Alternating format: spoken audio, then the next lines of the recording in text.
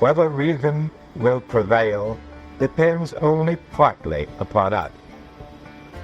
We must hope and strive for the best. We must prepare for the worst. Thanks for joining this episode of Clearer Than Truth. Our guest today is Nicolas Niarchos, a New Yorker contributing writer and conflict reporter whose new book, The Elements of Power, out January 20th, takes readers from the cobalt mines of Congo to other front lines of the global resource economy. In this episode of Clearer Than Truth, we talk about what he uncovered reporting that book and what it means for who really pays the price for our technologies and foreign policy choices. Nick, thanks for joining us. Thank you so much for having me here. It's really, really very, very kind of you. You've written The Elements of Power, which is, you describe it as a story of war, technology, and the dirtiest supply chain on Earth. Let's start with an incredibly simple question. What are rare earth minerals, and why are they important? So rare earth minerals, just to clarify, and I don't want to be, I don't want to start with a clarification. So what I've written about is critical minerals. Mm-hmm. Rare earth minerals are these kind of are these minerals that actually China has taken. There's a great New York Times piece from a couple of weeks ago actually about how China had taken control of the rare earth minerals production and refining capacity, global rare earth minerals refining and production capacity. And those are minerals that are used especially for magnets in technology, and they're used for a whole bunch of different applications. My book is really, really focused on critical metals. Rare earths come into it a little bit. Tantalum, which is mined in the Democratic Republic of the Congo as coltan, it is mentioned, which is used in transistors, which regulate power coming out of batteries. But the main minerals that I focus on are not rare earths. They're critical minerals, things like cobalt, nickel, copper, phosphate, lithium, and the sort of basket of those, subset of those critical metals I have focused on is a subset of battery metals, things that are used to produce lithium-ion batteries, which are these kind of amazing batteries which were first created in the 1970s, which allow us to store more power than any other form of battery technology until quite recently. And have allowed us to do it in a very, very small space. So these are the metals that power our world. They power our laptops. They power our cell phones. They power our electric cars. They power our Ori rings. If you like some family members of mine like to measure your heartbeat and sleep patterns and things like that. That's a lithium-ion battery. So it basically allows us to have very small electronic devices that are powered from their own power sources. Talk about their importance. You write in your intro to your book about how Elon Musk had relied on them to become the wealthiest man on Earth. How have they grown in importance over the last few decades? Yeah, so lithium-ion batteries have basically permeated every corner of the world. I mean, there's barely a moment that goes by in your day if you're living in the US that is not touched by a lithium-ion battery. I mean, your cell phones are powered by them. Tesla, obviously, or not obviously, but Tesla definitely as well realized the power of the lithium-ion battery. In fact, before Elon Musk even came on board, with the first Teslas being powered by basically laptop batteries put in series, and so I guess the foundation of Musk's wealth is not just the car but also the battery, and this realization, which really, I mean, Tesla really was the first company to begin using lithium-ion batteries in cars at any sort of scale.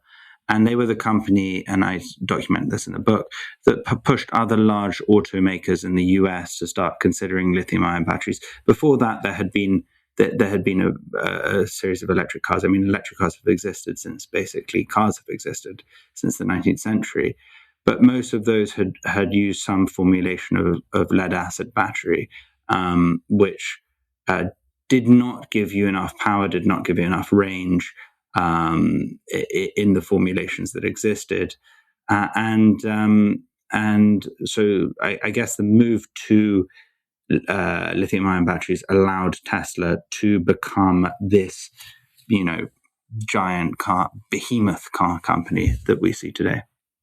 You spend a lot of time in the book going between like boardrooms and Congress to on the ground in places like Congo. I want to focus on what it's like on the ground for people who were in charge of getting these critical metals out of the ground.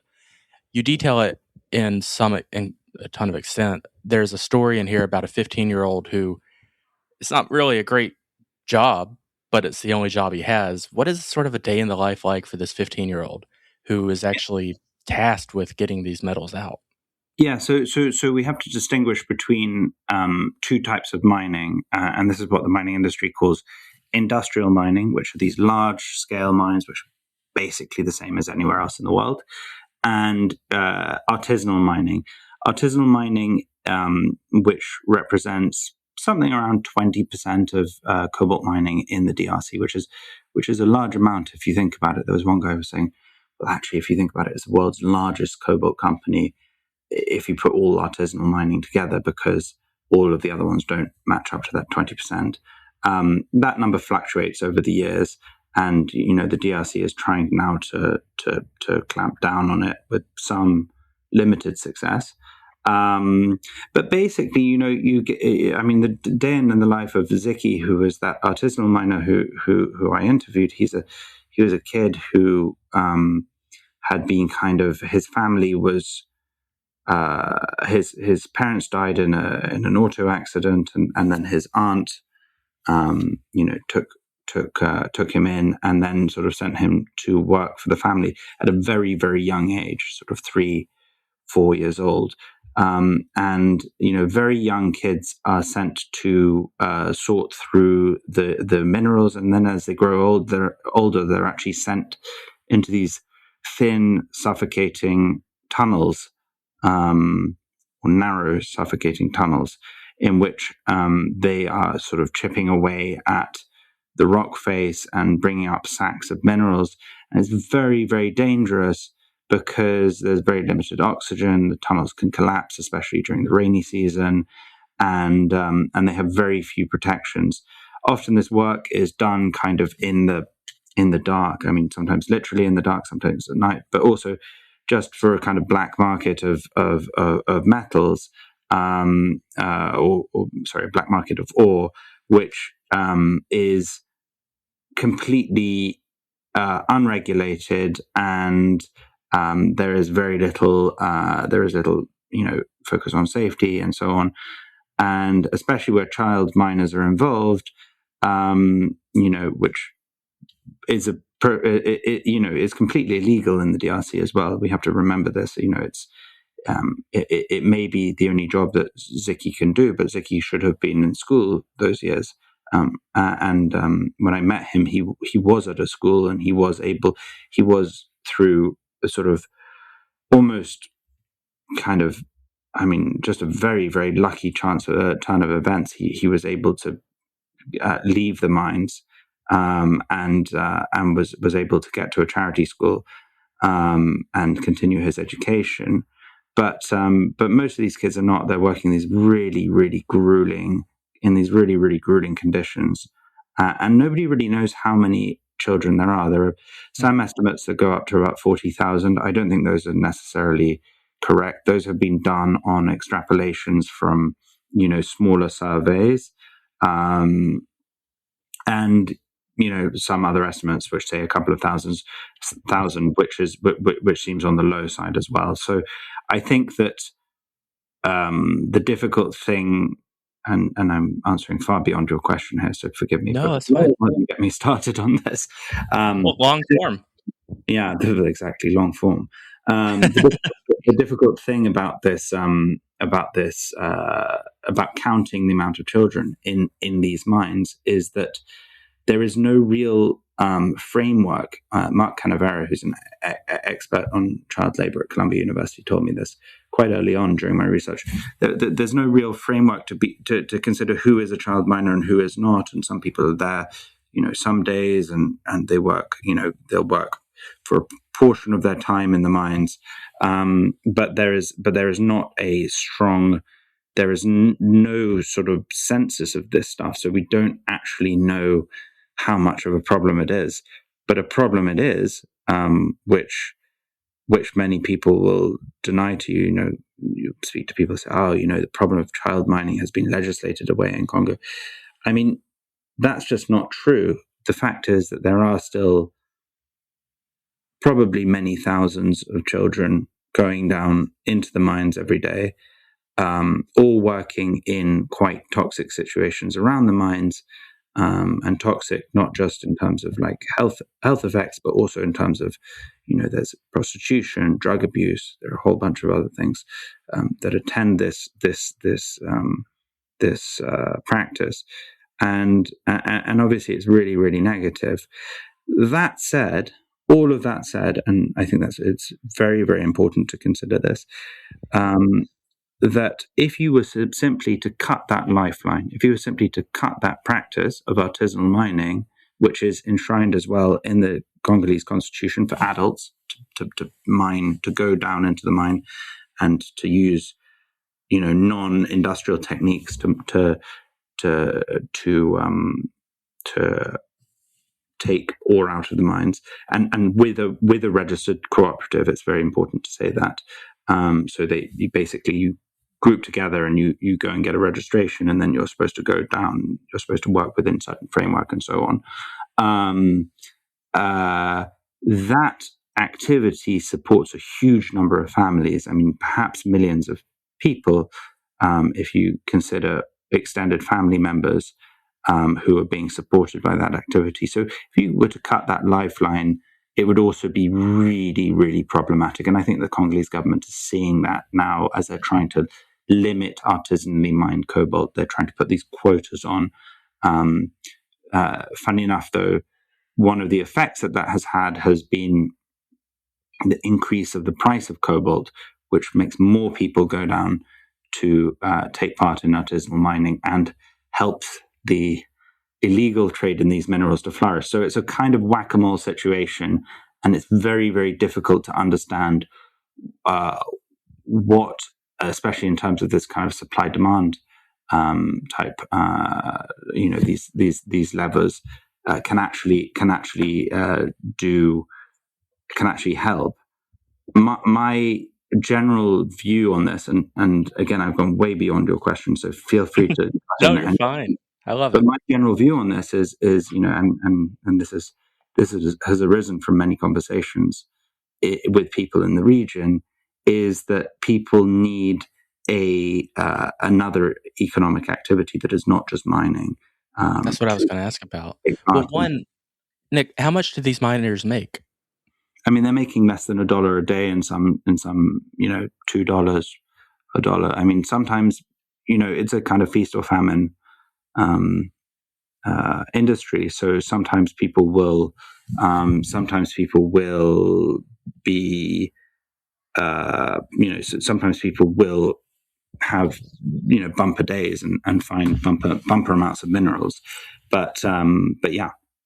Well, what are their alternatives? If they don't work in the mines, what can they do? The alternatives to mining are very, very limited in the Democratic Republic of the Congo, in the Southern Democratic Republic of the Congo.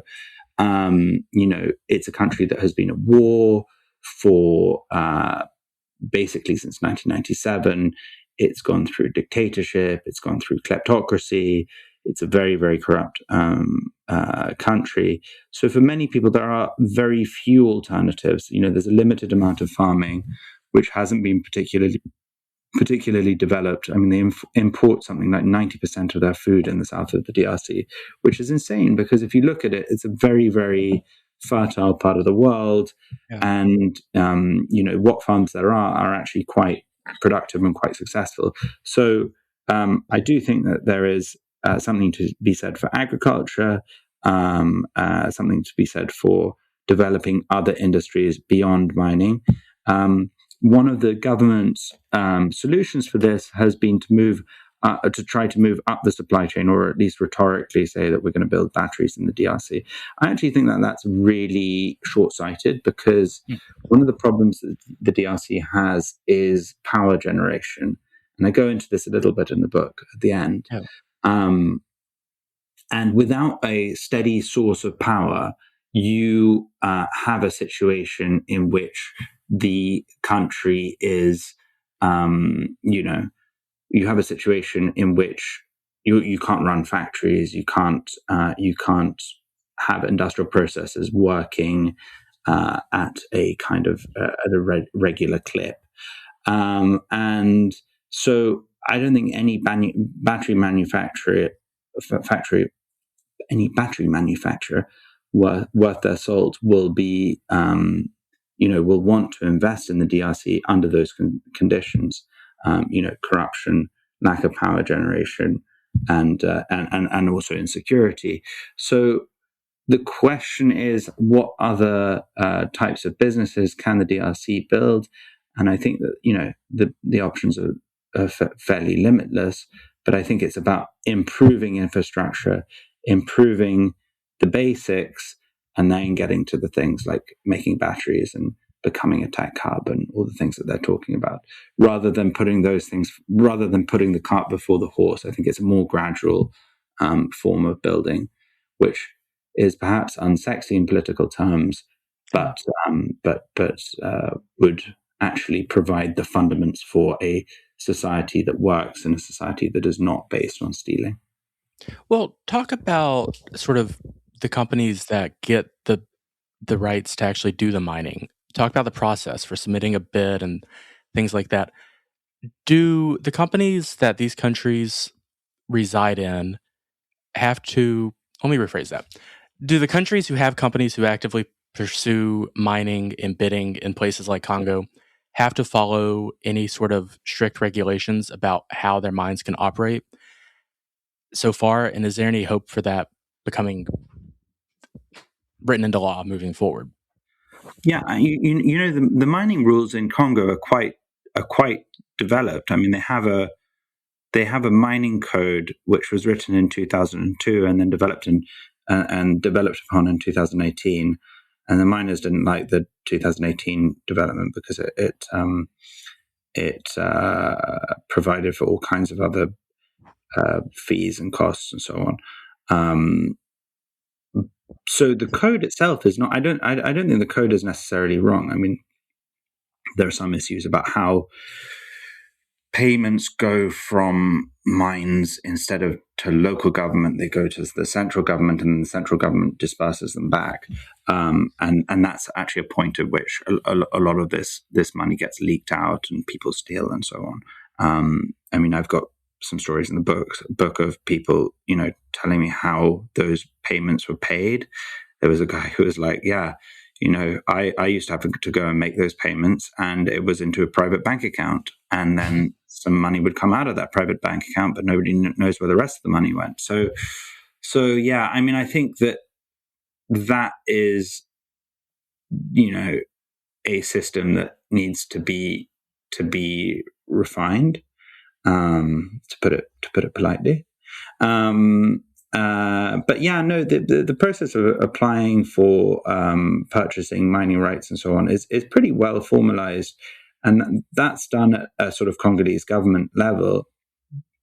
One of the other problems that Congo has had is that the state mining company Gécamines, which basically developed out of Belgian colonialism, it was a sort of Belgian parastatal company, which is a kind of sort of quasi-government type. I mean, it was, by the 60s, it was kind of the main business in Katanga. So this is kind of really an outgrowth of colonialism, where they focus on one industry in this part of the country. And then when Mobutu, the dictator, took over in the mid 60s, he made Gécamines a sort of a state company And but by that point, people were saying "Jekomin jo baba, Jekomin jo mama," which means Jekomin is my father, Jekomin is my mother. Jekomin was the provider. It was, gave people food, it gave people education. It kind of stepped in where the state had well, either withered away or never existed. But by the 90s, what had happened was that so much money had been plundered from Jekomin was that the people who were running it were just trying to get an angle wherever they could and make a buck wherever they could. So they were stealing equipment, they were selling equipment. And it's in that context that actually artisanal mining arises. I mean, it's people going. I mean, there's always been a level of handheld mining in Katanga. The pre-colonial times, there were these master smiths who were kings and so on. So there's always been the knowledge of artisanal mining and the kind of traditional practice of mining. But what happened in the 90s is that people started going onto the mines and using teams of people to get out almost industrial quantities of metals. And you see this system kind of collapsing in on itself, literally like eating itself away. There are people going onto the mines who work for Jekomin, cutting rock out of the soil and sending it to South Africa. And what happens is that the war in 97 allows for a new wave of deregulation. And that's done in a very, very haphazard way. Some mining companies take advantage of it, and some mining companies get taken advantage of. I mean, it's very, very clear that many people got ripped off over and over again in Congo by the new Congolese government. So it was in this spirit that the World Bank was sent in to regulate Jekomin. They sent in a Canadian director. They tried to reform it, and they tried to sell off some of its assets. But actually, what happened was that Jekomin kind of stayed involved, and it was used as a way of, under the new leadership, under Joseph Kabila, who was the new president, it was used as a way of rewarding people around Kabila and Kabila family and so on. So you get to a situation in which you have this kind of mining company that doesn't actually do any mining anymore because it's supposed to be sort of being dissolved, still owning a certain percent of the mines, which is correct under the mining code, but also kind of doing these sort of strange deals where they're selling off mining royalties, and they're being taken advantage of by people, and people are taking advantage of them, and then also these kind of fixer characters and Jekomin are teaming up to take advantage of the system, all of which means that the Congolese people are being deprived of mining revenue. So it's a very, very complicated and very corrupt system. Well, look, you also write about some of the protests against Tesla and Apple and potentially the implications that would have on this mining industry. And you wrote this in 2025, so last year. Have you seen any of these protests actually make a dent in either public awareness about these mining companies and about the importance of these critical metals? And have they changed any policies so far? Yeah, it's hard to know how protests actually change things, but I do know that, companies take their public relations quite seriously.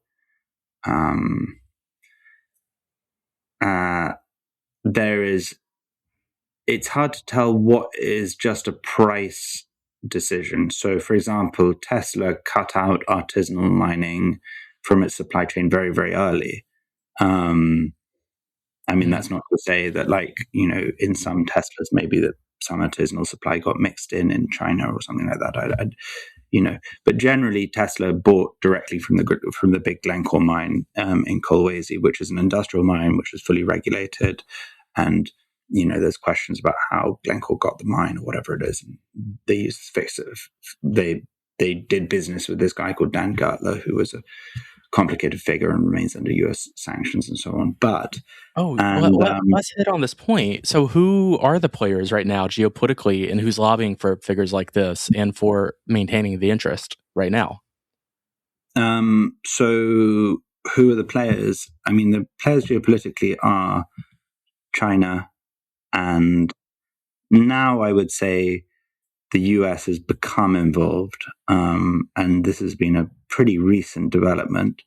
But the the State Department just brokered this deal after I finished getting the book together. They brokered this deal with the DRC government that said they're going to have this strategic reserve on Congolese soil, potentially, blah blah blah blah blah. I don't know whether that is feasible in the near future, but it shows that they're really, really engaged on this stuff. I mean, this administration does care about critical metals, and it probably cares about it more in the way of we're going to go and get them, that we're going to negotiate to have some sort of fair deal. But actually, I mean, to be fair to them, they seem to have put a lot of work into this proposal. My only question is, will the Congolese government honor this? And if you look at history, I have to say, if you look at history, you realize that they have never honored their deals. So, maybe there's a chance that they do. But I worry that this is just going to become another boondoggle in which the US walks away in 5 years or whatever, having spent a bunch of money. And the Congolese government, some people are sitting very happily in Monaco with their sports cars and, their yachts in Dubai or whatever it is. And the Congolese people are no better off. And actually, the situation hasn't been solved. And the Chinese are just very, very good at negotiating these kinds of situations because they're willing to use, for want of a nicer term, but they're willing to use bribery. I mean, that has historically been the case, during the Cold War. That was definitely the case for American corporations and European corporations, and if you look at the legacy of France Afrique and so on, but the current status quo is that the Chinese are much more comfortable with that kind of thing, even with the FCPA being suspended by the Trump administration, the Foreign Corrupt Practices Act. Anyway, and then to your question, who is lobbying for people like Gertler? I mean, Washington is a town of lobbyists, if anything. So there are multiple people, and it's what's just fascinating is the broad swath of lobbyists and kind of interested parties who are kind of, when you look into it, on the payroll of the Congolese government or a mining company or whatever it is, that you bump into when you go to DC to these events and things like that. I don't know. Anyway, DC is a bizarre place because you literally bump into the people who are lobbying for these people, to your point. Yeah. I want to just shift back a little bit with the remaining time that we have. Don't always know what they're talking about. There are some lobbyists who really like go there and understand it, and I'm taking principal position because I want to help the Congolese government help its people, whatever it is. And those people, I mean, I get it, but there are also just people who are, doing it for the money, or maybe they're just doing it for the clout. I don't really know. It's true. DC is full of a lot of snakes who are very money hungry. But I want to just let me hit on one thing before we bring it back around, which is we've seen in the last few weeks that President Trump seems very willing and eager to take some sort of control over Greenland. Your book is specifically about places like Congo, but do you think that is any indication that he would take action in a place like Congo moving forward? That his sort of more imperial view of foreign policy means he's willing to do things that are unorthodox to purely advance American interests. And it's very clear, as you've detailed in 400-ish pages, maybe more, that it is in the U.S. interest to have more control over these critical metals. Yeah, I mean, part of the Greenland thing is critical metals. I mean, there's a company that's also involved in Congo called Cobalt that is looking at mining critical metals in Greenland. There's some cobalt up in Greenland and so on. And you know what? I mean, this is a company that has incredible technology and at the heart of it has a mission to try and help the people in the communities where the mining is going on. So, I mean, more power to them if they can do that. And they also seem to have the ear of people in the administration and State Department and so on. So that's, I mean, that seems to be, they seem to at least be marching in lockstep with some of this policy. Would Trump intervene in the DRC?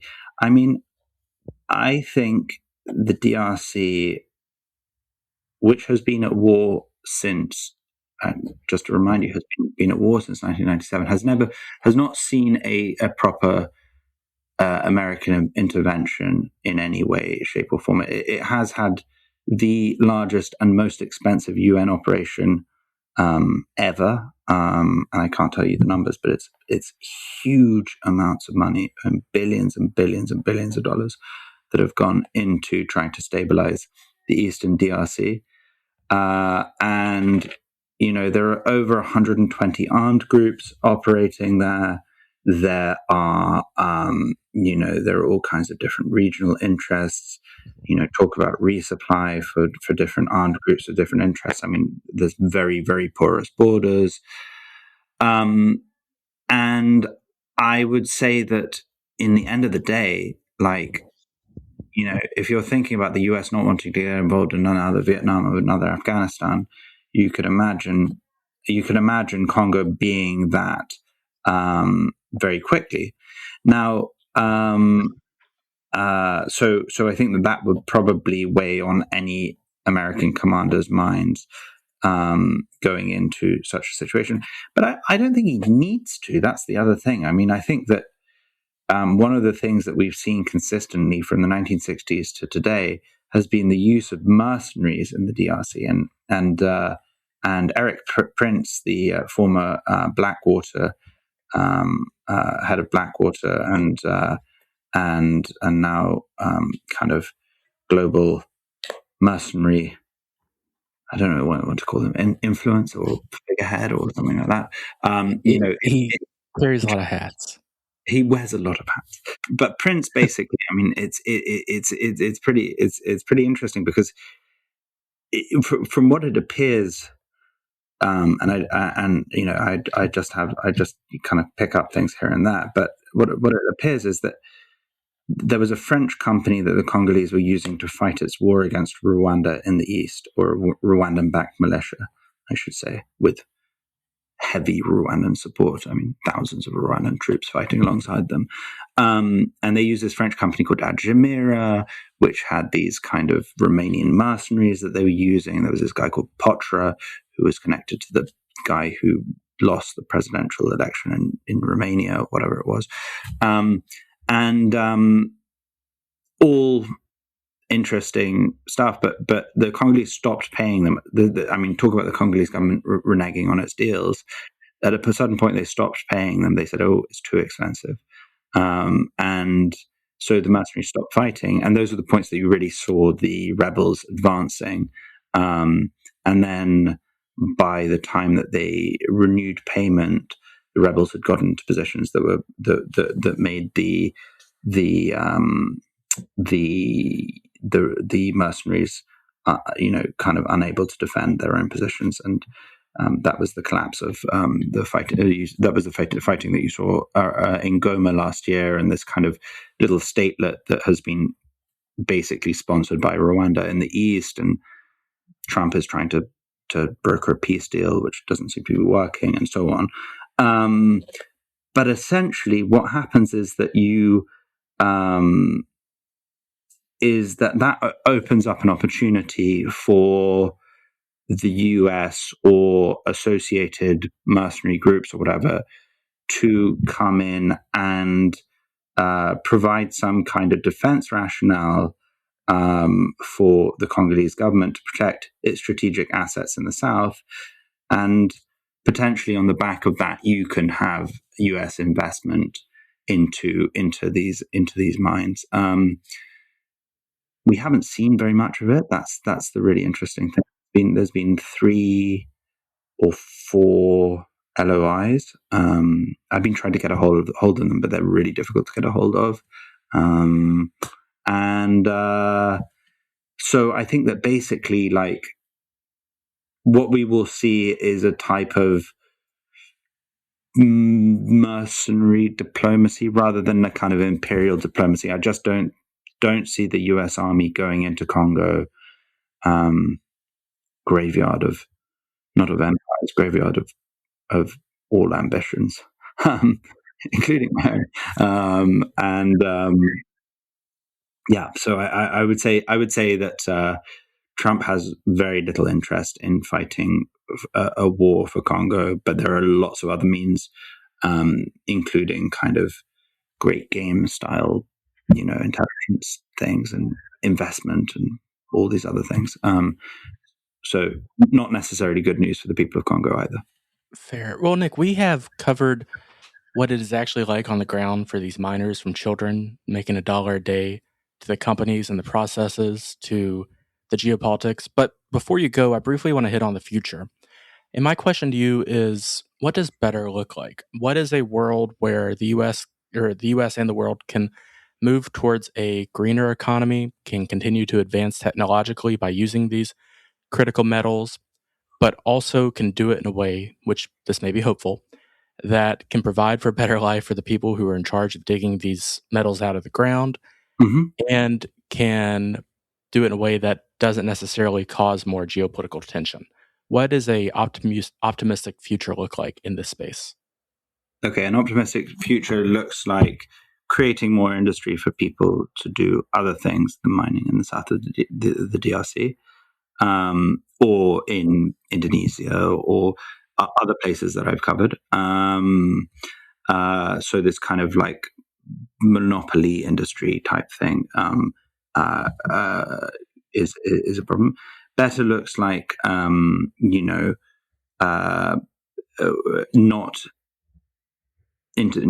shipping tons of weapons and mercenaries and so on into a country, and increasing violence. Better looks like working with local authorities and local government, which have actually proven themselves to be some of the most resilient parts of society in DRC and other places. In Indonesia, funny enough, there's all these kind of like separatist tensions in all these regions, and this is kind of like underlying theme to the book, is that there are all these separatists in these places where there are these critical metals, because they feel like their wealth and their potential is being stolen by people in the capitals, which are often far away, and so on. So working with local organizations, decentralization, valorization of these local institutions. At the end of the book, I talk about this kingdom of Bunkeya, which has actually managed to, through the graft of through the hard work of the local king, managed to get its fair share of mining revenues, and is using them to improve its schools and its farming and hotels and create some tourist sites and things like that in the town. So that all is one side of things. So that's a kind of political side. And then there's this greater political side of rule of law and legitimacy. And this is basically when somebody has stolen an election in the DRC, which is or stolen an election anywhere, don't go and certify that election. I mean, you have to say rule of law is important. You have to say that following the law is important, and enforce enforce anti-corruption actions as well. So these things are kind of key, because that all trickles down. I mean, you see people saying, well, if the president can steal an election, I can go and, hold up somebody on the road with my AK-47 and steal their truck of cobalt or whatever it is. So that's the kind of political side.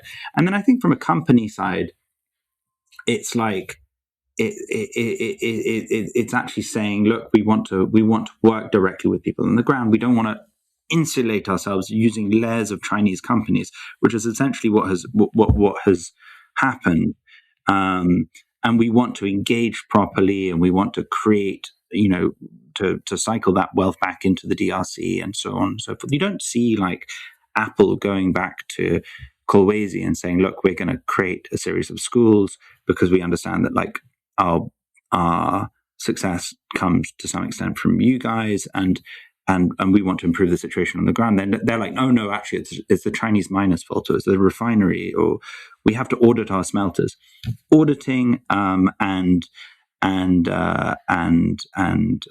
traceability schemes are really, really important. The European battery passport that's coming in, I think at the end of this year, beginning of next year, is going to be an important step. But it's really, really important to survey where that data comes from. Again, that goes back to working with local actors, because the data of these kind of blockchain systems, which are supposed to trace where these minerals come from, is only as good as the people who input it. And then big mining companies, we know that closed loop environmental mining can be done, and moving towards, using less polluting methods and so on. It's even done in the DRC.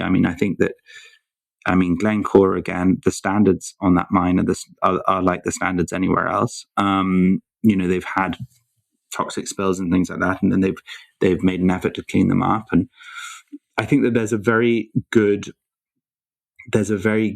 sort of push elsewhere in the world, and we shouldn't just say, look, we're gonna try and take these minerals out for bottom dollar, and who cares how we get them out, because that kind of undermines the entire logic of the EV revolution, or whatever you want to call it. That basically says, like, we don't care how we pollute and destroy communities and so on. So again, that's about, and the other thing, again, it's about working with local communities, listening to local people, engaging with local people. And of course, all of this is really, really complicated. I think on a very, very basic level, I think consumers could consume less. I don't think you say that, but as we've been talking, I've gotten 200 text messages and 500 Instagram alerts. Yeah. That seems like fantasy thinking a little bit. Consumers aren't going to use less in the US. I know. There's this quote in the book, and I fear that I haven't made enough of it, but from Ivan Illich, who was a priest and a sort of 1970s social thinker, and he said that, productive relations between men can only go at the speed of a bicycle, or something like that. I'm mashing up a quote, but actually, in a way, it's kind of true. I mean, like this like mania for high speed and everything happening really quickly and so on. And I'm just as bad as anybody else. Look, I mean, when I was arrested doing this book, I mean, they took away 3 cell phones and a computer. And it was just like, I was thinking about it. God, like it's weird that the Congolese government has confiscated all this equipment that was built, using this, the minerals of the DRC. Yeah. So I think, but maybe the other thing is, maybe people have to accept that paying a little bit more, and I'm not talking about huge amounts more, for their devices to ensure that they come from clean sources is perhaps another thing that would allow for more wealth to trickle down to the bottom, or sort of or for companies to go out to Congo, companies at the end of the supply chain to come back and improve things at the beginning of the supply chain. So I think that those are all things. Or you could just be very cynical and say that capitalism is based on violence. And I think Congo understands that history more than most, right? Yeah, I hope that we don't lapse into cynicism, because I think that things can be improved. And